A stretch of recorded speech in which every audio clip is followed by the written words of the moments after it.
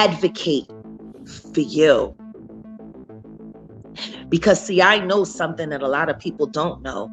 I know that you and Kim Porter had a sit down right before she left us.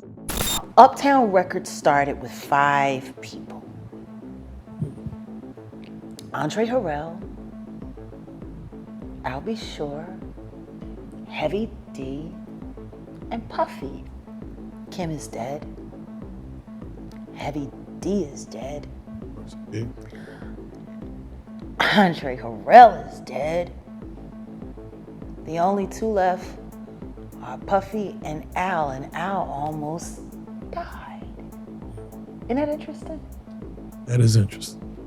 Heavy D was found dead, face down in the heart attack. Andre Harrell, heart attack. Kim died from pneumonia. The saying goes, when there is smoke, there's fire, and for some, they spark a fire to receive attention smoke. Singer and songwriter Jaguar Wright has turned on the heat on Seam Diddy Combs shortly after he settled a lawsuit with his former partner, Cassandra Ventura, aka Cassie.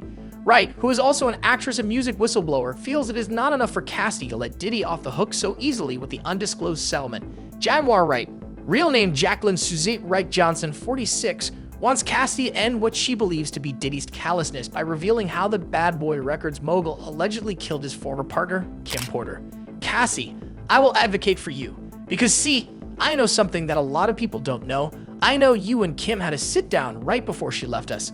I know Kim had very good advice to give, and I believe that these are why things are happening as they are happening now. Cassie, I will advocate for you.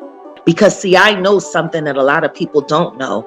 I know that you and Kim Porter had a sit down right before she left us. Had some very good advice to give you, and I believe that this is why things are happening as they're happening now. Before she died, Kim Porter disclosed that she was writing a tell-all book about the rap music industry, and having been close to Diddy, there was high expectation the book would shed light on the rapper's dark world. We decided to do the book because I'm not a rapper, obviously, but I've been in the business for a long time, she said in an interview when news of the book that was never published started making headlines. Then she suddenly died in 2018 and her computer containing the manuscript for the book disappeared. Excerpts of the book that hit online shortly after Porter died contained salacious allegations about the men that Diddy slept with and his problems with STDs. According to one particular report, the book even gave a detailed account of how Diddy gave Usher STD. This is not the first time Diddy has been accused of eliminating Porter because of what she knew. Some individuals close to Diddy even claim the rapper physically assaulted Porter many times. Diddy was accused of poisoning Porter, although the Lake County coroner has officially attributed the death of the model and actress to lobar pneumonia. Diddy also had some previous affairs regarding this, where Cassie sued Diddy in federal court on November 16, accusing the hip-hop mainstay of rape and a decade-long pattern of abuse that began when she was 19 years old. The R&B singer, who was once signed to Diddy's label, Bad Boy Records, alleges sex trafficking, human trafficking, sexual battery, sexual assault, and gender-motivated violence, among other causes of action. The filing claims his controlling behavior started when she met him in 2005. After she signed a deal with Diddy's record label the following year, he'd allegedly exerted complete control over her life, including her apartment, car, clothing, and even her medical records to keep her under his thumb. According to the lawsuit, he went so far as targeting rapper Kid Cudi, who briefly dated Cassie in 2011 during a rough patch in Diddy and Cassie's relationship, she alleges. The lawsuit alleges several instances of abuse committed by Diddy, including rape, battery, and forced sex acts with male sex workers. In the filing, Cassie depicts the mogul, head of her former label and then romantic partner, as a textbook abuser, luring her into what she first perceived as a fatherly protective relationship, only to find herself in an unequal and violent sexual relationship. Diddy successfully kept her under his thumb through his alleged intimidation tactics, which consisted of blowing up a man's car, dangling a friend over his 17th floor balcony, and asking her to carry his gun in her purse. She never went to the police out of fear that it would merely give Mr. Combs another excuse to hurt her. Diddy denied the allegations. And now, Diddy's swift decision to settle with Cassie is strong proof that rapper is guilty of the allegations of rape and sex trafficking. Just one day after filing the explosive lawsuit against Diddy, Cassie settled with him to keep her allegations out of a courtroom. The two parties did not disclose terms of the settlement, which came just one day after Cassie filed the lawsuit. "We have decided to resolve this matter amicably," Diddy said in a statement on November 18. "I wish Cassie and her family all the best. Love." By reaching an agreement out of court, Diddy avoided new, likely damaging evidence being made available during the process of legal discovery. Just so we're clear, a decision to settle a lawsuit, especially in 2023, is in no way an admission of wrongdoing. Ben Braffman, a lawyer for Diddy, said in a statement on November 20, Mr. Combs' decision to settle the lawsuit does not in any way undermine his flat-out denial of the claims. He is happy they got to a mutual settlement and wishes Ms. Ventura the best.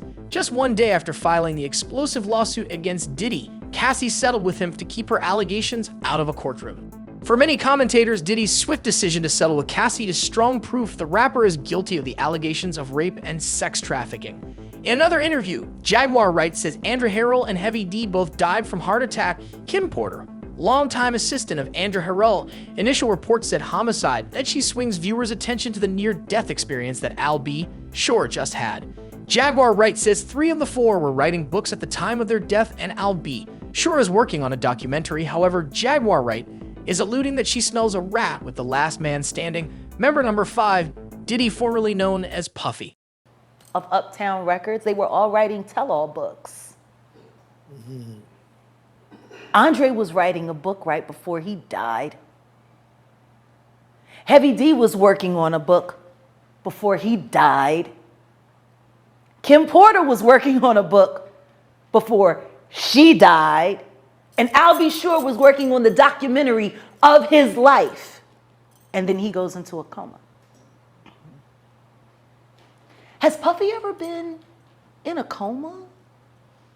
Has anything happened to him?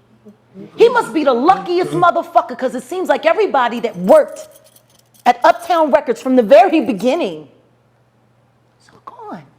Not only does she have a theory about Puffy, she also has some things to say about Jay-Z, an alleged Nas nervous breakdown, Aaliyah, and Dame Dash. In the words of Damon Williams, may not be right, may not be true, but that's what Jaguar Wright has to say. Tupac died, and then there was the fight between who was the top rapper now, Nas and Jay-Z, and then the next thing you know, Nas has a nervous breakdown and he's taken out of the game, and it's all Jay-Z. Jaguar Wright is spilling some major tea about how Diddy forced Cassie to hide very sensitive details about Kim Porter's death. According to Jaguar, Kim had a very deep conversation with Cassie about Diddy just before she died, and Cassie knows exactly how Diddy took down Kim.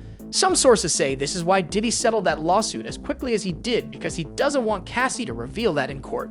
Jaguar claims Diddy murdered Kim by poisoning her, and he used Cassie to hide some of the details of the murder so it wouldn't be traced back to him. That's all for this video. Please like, share, subscribe, and turn on the notification for more amazing content. Thanks for watching.